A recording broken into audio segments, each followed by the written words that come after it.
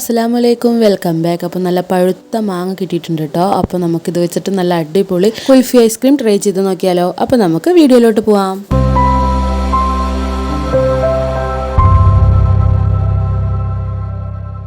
അപ്പോൾ നമ്മുടെ ഈ കുൽഫി ഐസ്ക്രീം ഉണ്ടാക്കാനായിട്ട് നമ്മൾ മോൾഡൊന്നും യൂസ് ആക്കുന്നില്ല കേട്ടോ. നമ്മൾ ഡയറക്റ്റ് ഇതുപോലെ മാംഗോസിൻ്റെ ഉള്ളിലേക്ക് തന്നെയാണ് കേട്ടോ നമ്മൾ ഐസ്ക്രീം ഫില്ലിങ് കൊടുക്കുന്നത്. അപ്പോൾ അതിനായിട്ട് ഈ മാംഗോ നന്നായിട്ട് പ്രസ് ചെയ്ത് അതിൻ്റെ ഉള്ളിലത്തെ പൾപ്പും സീഡും എല്ലാം വേർതിരിച്ചെടുക്കുകയാണ് കേട്ടോ ചെയ്യണത്. അപ്പോൾ അതിനായിട്ട് ഞാൻ നന്നായിട്ട് അമർത്തി കൊടുക്കുന്നുണ്ട്. നല്ല പഴുത്ത മാംഗോ എടുക്കാൻ ശ്രദ്ധിക്കണം, എന്നാലാണ് ഇതുപോലെ സീഡ് അതിൻ്റെ ഉള്ളിൽ നിന്ന് വിട്ട് വരുള്ളൂ കേട്ടോ. അങ്ങനെ ഞാൻ എല്ലാ മാംഗോസും ഇതുപോലെ കൈവച്ച് നന്നായി പ്രസ് ചെയ്ത് പൾപ്പും സീഡും ഒക്കെ വേർതിരിച്ചെടുക്കുന്നുണ്ട് കേട്ടോ. ഇതുപോലെ ആവണം കേട്ടോ. അപ്പോൾ നമുക്കിതൊന്ന് കട്ട് ചെയ്തെടുക്കാം. ഇനി മാങ്ങയുടെ ഞെട്ടിയുള്ള ഈ ഭാഗം ജസ്റ്റ് ഒന്ന് റൗണ്ട് ചെയ്തിട്ട് ചെറുതായിട്ടൊന്ന് കട്ട് ചെയ്തെടുത്ത് മാറ്റി വയ്ക്കാം കേട്ടോ. വല്ലാതെ കട്ട് ചെയ്യരുത്, ചെറുതായിട്ട് ഇതുപോലെ കട്ട് ചെയ്ത് മാറ്റി വയ്ക്കാം. ഇനി നമ്മൾ നന്നായി പ്രസ് ചെയ്ത് കൊടുത്ത കാരണം ജസ്റ്റ് ഒരു സ്പൂൺ ഇട്ടിട്ട് ഒന്ന് റൗണ്ട് ചെയ്തെടുത്താൽ മതി. സൈഡ് നമുക്ക് പെട്ടെന്ന് തന്നെ വേർപെടുത്തി കിട്ടും കേട്ടോ. ഇതുണ്ടോ, ഞാൻ ജസ്റ്റ് ഒന്ന് കറക്കി കൊടുക്കുന്നേ ഉള്ളൂ. സൈഡ് ഇപ്പോൾ പെട്ടെന്ന് തന്നെ കിട്ടി കേട്ടോ. ഇനി നമ്മൾ അതിൻ്റെ ഉള്ളിൽ വല്ലാണ്ട് സ്പൂൺ വെച്ച് ക്ലീൻ ചെയ്തെടുക്കണ്ട. ഈ മാംഗോൻ്റെ ഉള്ളിലത്തെ ആ പൾപ്പും പിന്നെ നല്ല ഐസ്ക്രീമിൻ്റെ ഫില്ലിങ്ങും കൂടി ആകുമ്പോൾ നല്ല ടേസ്റ്റ് ഉണ്ടാവും. അതിനാണ് കേട്ടോ നമ്മളത് ഫുള്ളും ക്ലീൻ ചെയ്തെടുക്കാത്തത്. അങ്ങനെ ഞാനൊരു 5 മാംഗോസ് ഇതുപോലെ എടുത്തിട്ട് അതിൻ്റെ സീഡൊന്ന് വേർതിരിച്ചെടുക്കുന്നുണ്ട് കേട്ടോ. ഒരുവിധം നല്ല വൃത്തിക്ക് തന്നെ നമുക്ക് അതിൻ്റെ തൊണ്ട് കിട്ടിയിട്ടുണ്ട് കേട്ടോ. ചിലതൊക്കെ ഒന്ന് ഡാമേജ് ആയിട്ടുണ്ട്, എന്നാലും ഒരുവിധം ഞാൻ നല്ല വൃത്തിക്ക് തന്നെ എടുത്തിട്ടുണ്ട്. ഇനി നമുക്ക് ഇതിൻ്റെ ഉള്ളിലേക്ക് കേട്ടോ നമ്മൾ ഫില്ലിങ് ഒഴിക്കാൻ പോകുന്നത്.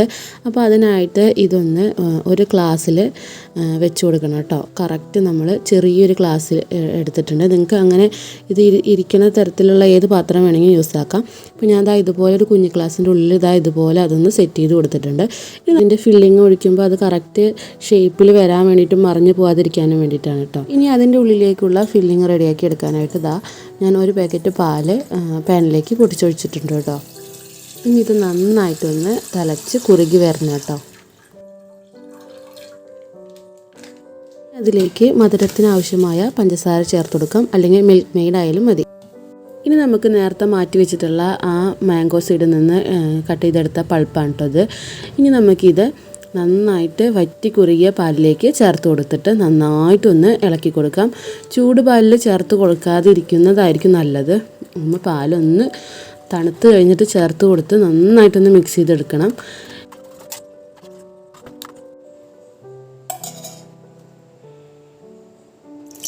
ഇനി നമുക്കിത് മിക്സിയുടെ ജാറിലേക്ക് ഇട്ടിട്ട് നന്നായിട്ടൊന്ന് ബ്ലെൻഡ് ചെയ്തെടുക്കാം. ഇപ്പോൾ നന്നായിട്ട് പേസ്റ്റ് പരുവത്തിലായിട്ടുണ്ട്. പാത്രത്തിലേക്ക് മാറ്റിയതിന് ശേഷം അതിലേക്ക് കുറച്ച് കാഷ്യൂവും ആൽമണ്ടും കൂടി ഇതുപോലെ കട്ട് ചെയ്തിടാം. വേണമെങ്കിൽ ഈ ടൈമിൽ നിങ്ങൾക്ക് ഏലക്കയും കൂടി പൊടിച്ചിടാവുന്നതാണ്. പക്ഷേ മാംഗോ ഫ്ലേവർ കുറച്ച് കുറഞ്ഞ് നിൽക്കും, അതുകൊണ്ടാണ് ഞാൻ ഏലക്ക ചേർക്കാത്തത്.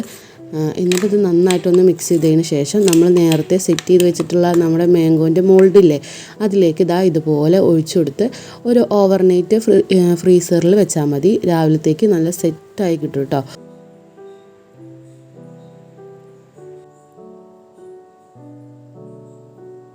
അപ്പോൾ നമ്മുടെ മാംഗോ കുൽഫി റെഡി ആയിട്ടുണ്ട്.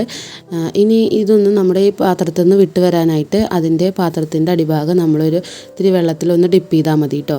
അപ്പോൾ ഈസി ആയിട്ട് ഇതുപോലെ വിട്ട് വരും. കണ്ടോ, നമുക്ക് ബാക്കിയുള്ളതും കൂടി ഇതുപോലെ റിമൂവ് ചെയ്തെടുക്കാം. അങ്ങനെ ഞാൻ എല്ലാ മാംഗോസും ഇതുപോലെ പാത്രത്തിൽ നിന്ന് നീക്കി റെഡിയാക്കി എടുത്തിട്ടുണ്ട്. ഇനി നമുക്കിതിൻ്റെ തോലൊക്കെ ഒന്ന് പീൽ ചെയ്തെടുക്കാം കേട്ടോ.